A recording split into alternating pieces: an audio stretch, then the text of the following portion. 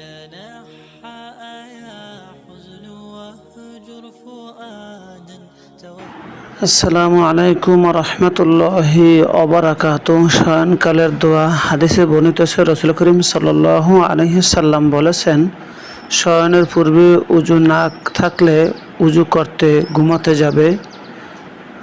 শোয়ার পূর্বে যে কোনো কাপড় দ্বারা বিছানা 3 বার ঝেড়ে নেবে, অতঃপর এই দোয়াটি পাঠ করবে। বিসমিল্লাহির রহমানির রহিম। লা ইলাহা ইল্লাল্লাহু ওয়াহদাহু লা শারীকা লাহু লাহুল মুলকু ওয়া লাহুল হামদু ওয়া হুয়া আলা কুল্লি শাইইন কাদির।